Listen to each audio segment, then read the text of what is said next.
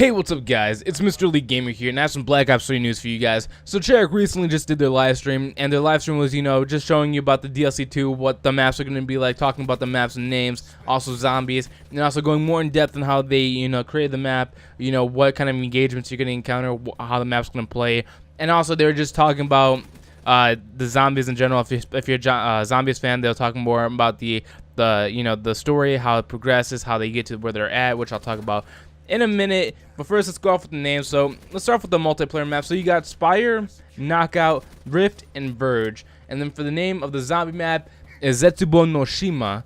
And I will tell you each of these individual maps, starting with Spire. So Spire is kind of like a airport, but it's above the clouds, it's in the atmosphere, so you can travel around the places faster, or at least that's what they envisioned the map to be like. So basically Spire is going to be where you're fighting in this terminal, this airport terminal in the sky. There's going to be a bunch of engagements where you can there's a section where you can use like shotguns, melee weapons, very close quarters, and you also have your engagements where you can use snipers. So they kind of set Spire up to be a map where it's good for all engagements, and also they took some parts from Combine, because a lot of people like Combine, where the wall section is, where they have those gunfights on the wall. So they also have a section on Spire where you can also do like running gunfights or in-air gunfights, which is pretty cool. I'm glad they did that. And then let's go to the second map, Verge. Verge is a remake of the Bonsai map from World at War. They're talking about that they want to go back to one of their classic favorite maps. They like to bring remake maps and kind of like trying to implement them with the new movement system they have, with the thrust dropping, the swimming. And I think it's a cool idea, because Bonsai, I definitely enjoyed World at War, and that was also one of my favorite maps as well. So same with Castle and some others I can't remember the name of right now, but. So what they're doing is they're talking about the bridge on Bonsai. They're also talking about the waters that was on Bonsai, that in World at War you couldn't really interact with them, because one, it was the verticality wasn't there, you couldn't like jump up and interact with other things, and then also water, if you jumped in you died. So they want to bring it back. They want to try to integrate it with the system and see how it works. So that'd be cool to see a remake of Bonsai, which they are going to be putting in. I can't wait to play. It should be cool when it comes out.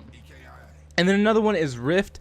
Rift is on top of a volcano. It's a structure on top of the volcano. It's where they are trying to take elements from the volcano. You can try to transport to war-torn areas, or make into weapons for war, which is pretty cool. They said that this map is really cool for the contrast, meaning like different colors. It has this feel to it. It has that dirty, like war-torn feel, which is pretty cool. They also said that this one's gonna be like more head-to-head combat. Like you can have smart flank covers, but this map is trying to push you to have constant engagements face-to-face, so it doesn't have that boring feel. So this map is gonna be like non-stop engagements from point A to point B, and it's gonna be really cool. It's gonna be a really hectic map, and I really can't wait to see that. I love those type of maps. Then you also have Knockout. Knockout is this it's this kind of like a Shaolin temple.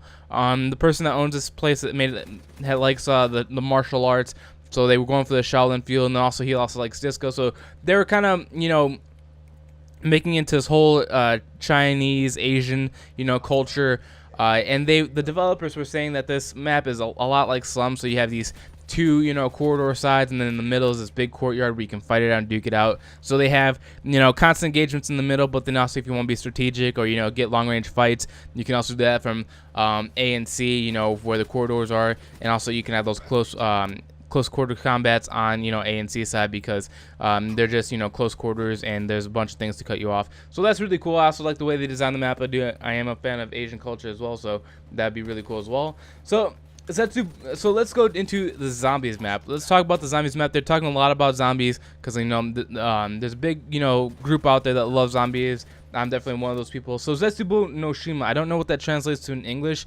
I might make another video trying to talk about more in depth about it if I get more information. But the map is called ZETSUBOU no SHIMA. It's about, so basically what this map is about is that our four main characters are going or trying to go to this island where Division 9 is. We learned a lot about it in the Rise and Braha, and they were learning about it, and they wanted to know what Division 9 is, and they're going over there. So I'm not going to really tell you a lot about this, because it's not going to be relevant to what I'm talking about. I'm just giving you information.